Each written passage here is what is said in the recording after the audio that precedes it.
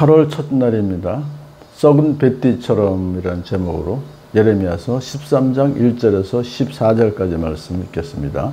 주님께서 나에게 이렇게 말씀하셨다. 너는 가서 배로 만든 띠를 사서 너희 허리에 띠고 물에 적시는 일이 없도록 하여라. 그래서 나는 주님의 말씀대로 뱃띠를 사서 허리에 띠었다. 주님께서 다시 나에게 말씀하셨다. 내가 가서 허리에 띈 그 띠를 들고 일어나 유프라테스 강가로 가서 그곳에 바위 틈에 그 띠를 숨겨두어라. 그래서 나는 주님께서 또 명하신 대로 가서 유프라테스 강가에 그것을 숨겨두었다.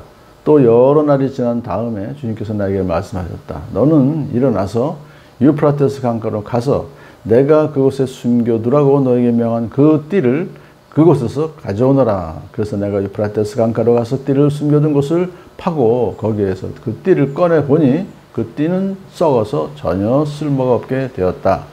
그때 주님께서 나에게 말씀하셨다. 나 주가 말한다. 내가 유다의 교만과 예루살렘의 큰 교만을 이렇게 썩게 하겠다. 이 악한 백성은 나의 말 듣는 것을 거부하고 자기들의 마음에서 나오는 고집대로 살아가고 다른 신들을 쫓아가서 그것들을 섬기며 경배함으로 이제 이 백성은 전혀 쓸모가 없는 이 띠와 같이 되고 말 것이다. 띠가 사람의 허리에 동여지듯이 내가 이스라엘의 온 백성과 유다의 온 백성을 나에게 단단히 동여매어서 그들이 내 백성이 되게 하고 내 이름을 빛나게 하고 나를 찬양하게 하고 나에게 영광을 돌릴 수 있게 하였으나 그들은 듣지 않았다. 나 주의 말이다. 그러므로 너는 그들에게 이 말을 전하여라. 나 주 이스라엘의 하나님이 말한다. 항아리마다 포도주로 가득 찰 것이다 하면 그들이 너에게 묻기를 항아리에 포도주가 담긴다는 것을 우리가 어찌 모르겠느냐 할 것이다. 그러면 너는 그들에게 이렇게 대답하여라. 나 주가 말한다. 내가 이 땅의 모든 주민과 다윗의 왕위에 앉은 왕들과 제사장들과 예언자들과 예루살렘의 모든 주민을 술에 잔뜩 취하게 하여 그들이 서로 부딪혀서 깨지게 하고 아버지와 자녀 사이에도 서로 부딪혀서 깨지게 하겠다. 나는 그들을 불쌍히 여기지도 않으며 동정도 하지 않으며 사정없이 멸망시킬 것이다. 나 주의 말이다. 아멘. 시청각 교육을 통해서 하나님께서 유다 백성을 심판하신다라고 하는 것을 통보하시는 거죠. 첫 번째 그 비유는 배로 만든 띠. 이게 지금으로 말하면 혁대예요. 사람에게 이 혁대가 남자들 특히 바지 입을 때 꼭 필요하잖아요. 그런 식으로 이 중요한 겁니다. 근데 배로 만든 띠라는 건 더더군다나 사실은 제사장들이 에보 세마포 옷을 이제 입을 때 필요한 것입니다. 자, 그런데 이제 어떻게 처음에 지시하시냐 하면 배로 만든 띠를 허리에 띠고 물에 적시지 말아라. 그건 좋은 얘기죠. 그러니까 허리에 띠고라고 하는 것은 꼭 원래 띠를 허리에 띠는 거니까 그건 잘 처음에 사용하도록 한 것이죠. 그런데 그 다음 지시는 뭐냐면 그거 가서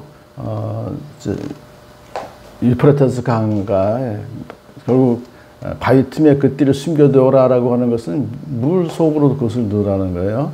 결국 나중에 썩게 되겠죠. 허리에 원래 있어야 되는 띠인데 허리에서 벗어서 띠를 바위 틈에 숨겨두면 그거는 쓸모가 없게 될 거 뻔히 하는 거 아니에요. 자, 그런데 또 여러 날 후에 다시 가서 가져오라 그러니까 역시 썩어서 쓸모가 없게 되었습니다. 자, 그래서 이 썩은 띠라고 하는 것은 결국 유다 백성들의 현 상황이에요. 그들이 부패할 대로 부패해져서 더 이상 쓰임받을 수 없는 그러한 상황에 처해졌다. 또 하나는 썩은 띠라고 하는 것은 유다 백성이 앞으로 포로로 끌려가서 썩은 띠처럼 비참하게 살아가야 될 것을 또한 상징한다고 볼 수도 있습니다. 자, 이렇게 주님께서 이제 그 시청각으로 보여주신 후에 말씀하십니다. 내가 유다의 교만과 예루살렘의 큰 교만을 이렇게 썩게 하겠다. 그러면서 이 교만한 결과가 뭐냐 하면은 이 악한 백성은 나의 말 듣는 것을 거부하고 자기들 고집대로 살아가고 다른 신들을 쫓아가서 그것들을 섬기고 경배하기 때문에 이것은 언약 백성으로서의 모든 의무를 다 하지 않는 거잖아요. 그러니까 원래 시내산 언약에서의 그 언약은 하나님 말씀 잘 듣겠다 했는데 자기가 고집대로 살아가고 더군다나 우상들을 섬긴다는 거. 그래서 결국 언약을 파괴하는 쪽이기 때문에 하나님은 언약을 파괴하지 않으시지만 일단 그들이 잘못했기 때문에 이제 그들을 심판하시겠다. 유다 백성이 먼저 언약을 파괴해서 하나님을 버렸기 때문에 하나님도 그들을 버리실 것이다. 이렇게 지금 이제 아주 강하게 말씀하시죠. 자, 그러면서 이제 원래 그 띠라고 하는 것은 어떤 뜻이냐면 허리에 띠를 띠고 물에 적시면 안 되는 거죠, 원래가. 근데 여기서 하나님께서는 이 띠를 어떻게 표현했냐면요.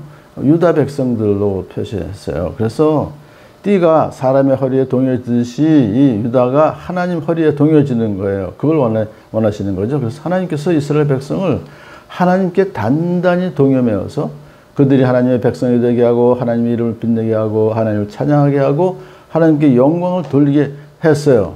그러니까 딱 달라붙게 이렇게 언약을 체결해 주셨는데 그들이 그렇지 않다 이거예요. 그래서 결국은 하나님께서 자기 고집대로 살아가고 우상을 섬기기를 즐거워했던 그들을 썩은 뱃띠처럼 버릴 수밖에 없는 그런 것을 여기서 말씀하시죠. 두 번째 비유는 항아리마다 포도주로 가득 찰 것이다 라고 하면 통상적으로 항아리마다 포도주 가득 채우면 뭡니까?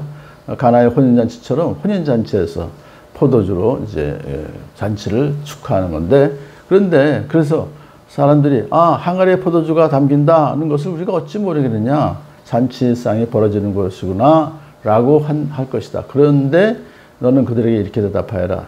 하나님께서 말씀하시기를 내가 이 땅의 모든 주민과 모든 백성들을 다 서로 술에 잔뜩 취하게 만들어서 서로 부딪혀서 깨지게 하고 아버지와 자녀 사이에도 서로 부딪혀서 깨지게 하겠다. 이것은 백성들만 서로 부딪혀서 깨지게 하는 것이 아니라 아버지와 자녀 사이도 서로 부딪혀서 깨지게 하겠다. 이건 완전히 공동체가 가족 공동체가 또 유다 공동체가 완전히 무너지는 것을 말해요. 그래서 하나님께서 이렇게 잔치집의 술이 아니라 진노의 포도주를 마시게 하시겠다. 그런 것이로서 그들이 완전히 망하게 하겠다. 그렇지만은 나는 그들을 불쌍히 여기지도 않으며 동정도 하지 않으며 사정없이 멸망시킬 것이다. 이 말씀이 꼭 우리에게 주는 말씀은요. 하나님 속마음은 그렇지 않구나. 하나님 그들을 불쌍히 여기시죠. 동정도 하시죠. 그래서 사실은 멸망시킬 것이다 라고 하시는 그 엄포에는 그들이 회개하고 돌아오기를 바라시는 하나님의 그 사랑이 그 안에 들여 담겨져 있죠. 그래서 예레미야는 내일 보시면은 이 말씀을 대언은 해요. 하지만 그렇지만 한 가지 여러분 이렇게 하나님께서 화가 나셔서 진노의 하나님, 진노의 포도주 또 썩은 뱃띠처럼 여러분 버리신다고 말씀하셨으니 이제라도 늦지 않았으니 회개하고 돌아오시기를 바랍니다. 애타는 심정으로 또한 이 말씀을 선포하고 있습니다. 오늘도 우리가 주변에 참 이렇게 애타는 심정으로 주변에 아직 믿지 않는 이웃을 바라보면서 하나님 말씀을 전하는 복된 하루 되기를 축복합니다.